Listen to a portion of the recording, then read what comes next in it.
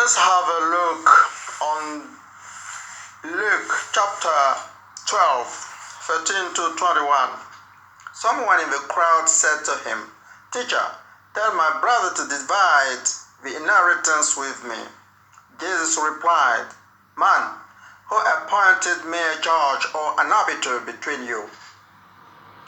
Then he said to them, "Watch out. Be on your guard against all kinds of greed. Life does not consist in an abundance of possessions." And he told them this parable. The ground of a certain rich man yielded an abundant harvest. He thought to himself, "What shall I do? I have no place to store my crops." Then he said, "This is what I'll do. I will tear down my barns and build bigger ones, and there I will store my surplus grain. And I'll say to myself, you have plenty of grain laid up for many years. Take life easy, eat, drink, and be merry." But God said to him, "You fool, this very night your life will be demanded from you. Then who will get what you have prepared for yourself? This is how it will be with whoever stores up things for themselves, but is not rich toward God."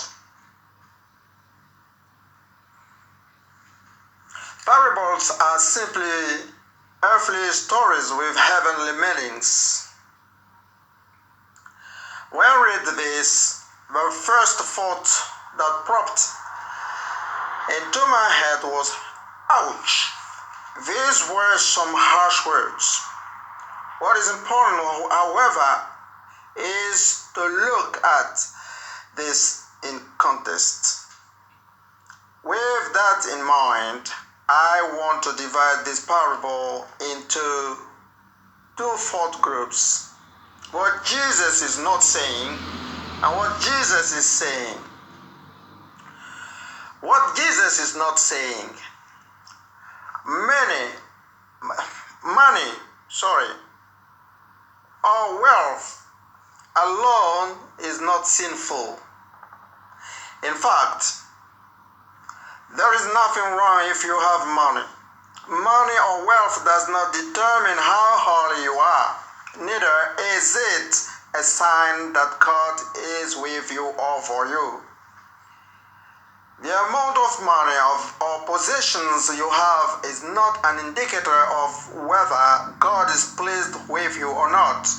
After all, the sun rises on the just and the unjust. Matthew chapter 5:45.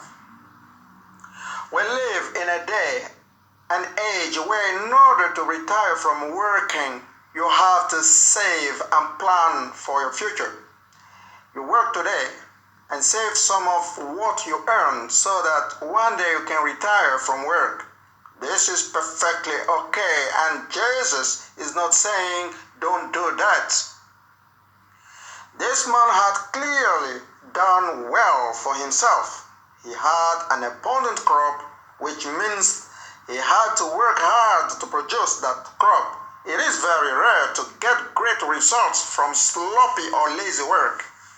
This man was probably diligent and disciplined and put in the time and effort required to get a harvest of that size. In fact, if I was an employer, I might want this type of worker. When you work hard, God has no problem with you enjoying the fruits of your labor. Luke chapter 10, verse 7 reminds us that the worker deserves his wages. This man had every right to benefit from the work he had done. So do you. If you work hard, there is nothing wrong with taking some time to enjoy the results of your hard work. Take a vacation, enjoy a good meal, go to a Broadway show, do something fun.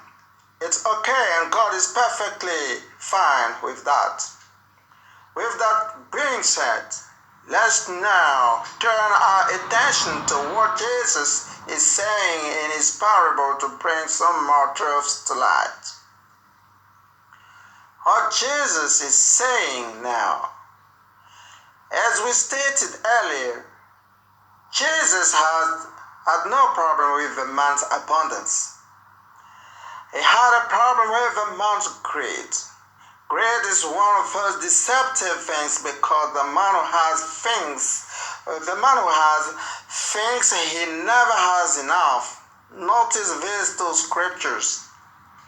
Whoever loves money never has enough. Whoever loves wealth is never satisfied with the income. This too is meaningless.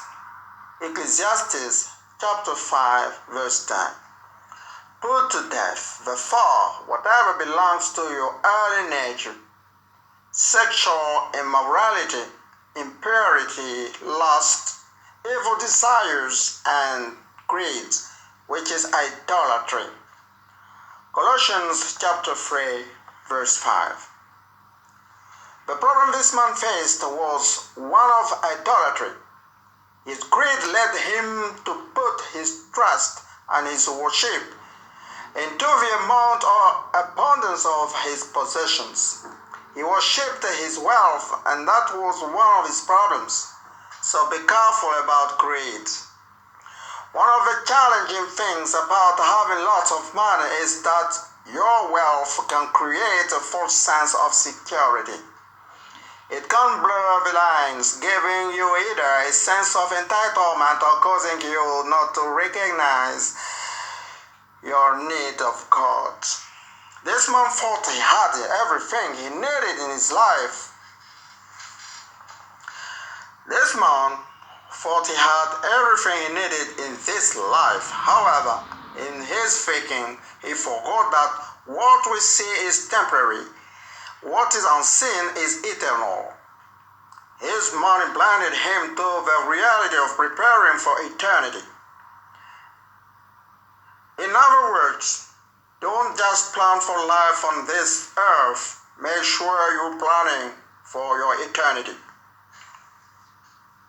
And don't be a hoarder. Part of this man's problem was that he had more than enough. He had so much that he ran out of room to store that he had. At this point, you might think he would say, I have more than I will ever need. Who can I help with my abundance? Nope, that's not what he said. His answer was to build bigger barns. His answer showed the selfish nature of his heart. He was only interested in his own blessing. It is important to recognize that when God blesses you, it's not so you can keep it all to yourself. He blesses you so you can bless others.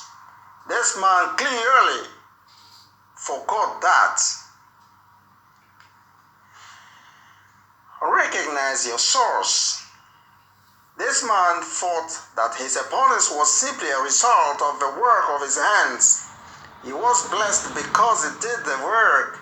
While the truth of him doing the work may be evident, he forgot that the one who gave him the ability to do the work was God.